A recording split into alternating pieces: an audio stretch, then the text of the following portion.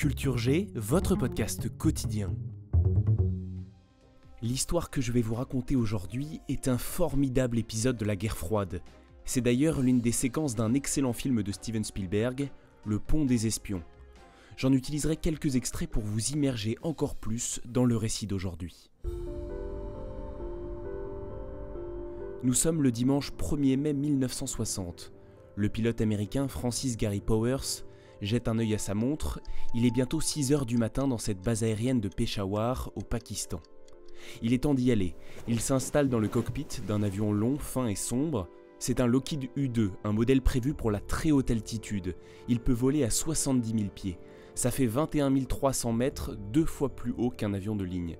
Pour la CIA, cet avion est idéal pour filmer les bases militaires soviétiques sans se faire repérer. À cette époque, nous sommes pendant la guerre froide, les avions soviétiques, les MiG, ne dépassent pas 58 000 pieds, ce qui tient l'U-2 hors de leur portée. La mission du jour de Gary Powers n'a pas de caractère exceptionnel, elle ne présente pas de risque particulier. 6h26, décollage.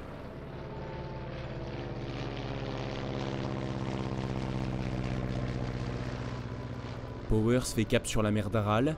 Il passe au-dessus du cosmodrome de Baïkonour, d'où décollent les fusées soviétiques.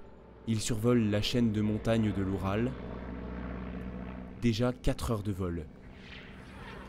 Soudain, un éclair illumine le cockpit et le ciel. Ce sont des missiles sol-air. L'avion est touché, il perd de la puissance. Il est maintenant en chute libre. Gary Powers essaye de déclencher son siège éjectable. Impossible, il a été abîmé par l'explosion. L'espion américain sait qu'il doit détruire l'appareil pour qu'il ne tombe pas entre les mains des Russes. Alors qu'il s'apprête à actionner le dispositif de destruction, le cockpit au-dessus de sa tête se décroche et il se retrouve projeté à l'extérieur, sans avoir pu réduire en miettes cet avion qui vrille maintenant vers le sol russe. Là, il déclenche son parachute. Il n'est pas seul, il y a un autre parachute. Les soviétiques avaient tenté d'abord de l'intercepter en envoyant des avions de chasse. Ceux-ci n'arrivant pas à monter à sa hauteur, les soviétiques ont décidé de tirer des missiles sol-air, et l'un des chasseurs MiG a été lui aussi touché. Le président a annoncé qu'un avion météorologique de la NASA a disparu il y a 4 jours au nord de la frontière turque. L'agence spatiale craint que son pilote ait péri dans l'accident. Le radar a montré l'avion sortant de sa trajectoire en plein territoire soviétique avant que le contact soit perdu, rendant difficile tout effort pour retrouver l'appareil ou le corps du pilote. Un avion météorologique, un accident, ça c'est la version officielle. La CIA n'arrive pas à croire qu'il a été abattu. C'est impossible, c'est forcément une panne, une fuite de carburant. Les Américains ont commis une erreur, ils ont sous-estimé l'arsenal soviétique et ses progrès rapides. L'avion de Powers a été abattu par un SA-2, un missile sol-air à guidage radar. Contrairement à ce que croyaient les Américains, l'U-2 était bien détectable par les radars soviétiques. Francis Gary Powers survit à l'accident. Il est arrêté et emmené à la Lubyanka, la plus célèbre prison de Moscou. L'avion U-2, jusqu'alors top secret, est exhibé devant les médias.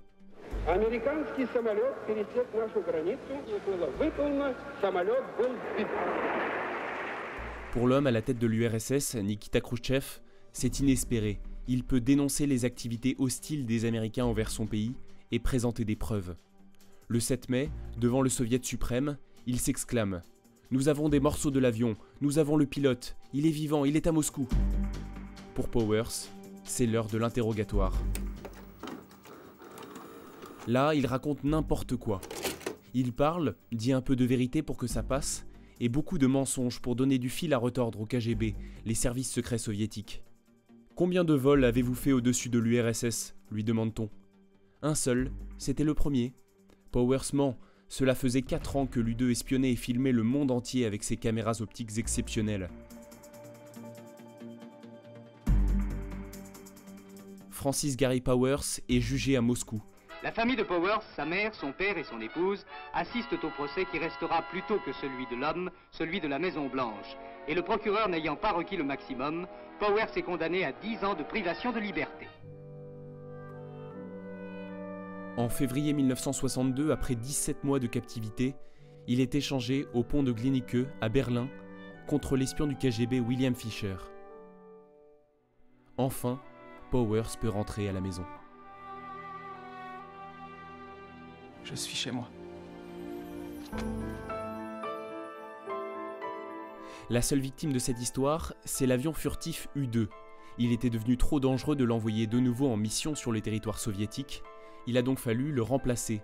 Après un travail acharné, les équipes de Lockheed ont réussi à mettre au point le SR-71, le Blackbird, l'avion de tous les records. Un appareil de haute altitude, quasi indétectable, et atteignant une vitesse égale à 3 fois celle du son. Un avion que les fans de Marvel et du personnage Iron Man connaissent bien. Voyons jusqu'où peut aller ce truc. C'est quoi le record du SR-71? Le record d'altitude de vol avec des ailes fixes, c'est de 85 000 pieds. Les records sont faits pour être battus. Allez! C'est aussi, dans une version un peu modifiée, le vaisseau des X-Men. Merci d'avoir écouté cet épisode jusqu'au bout. Surtout s'il vous a plu, n'hésitez pas à vous abonner et revenez demain pour découvrir qui est cet illustre mais mystérieux Saint-Valentin.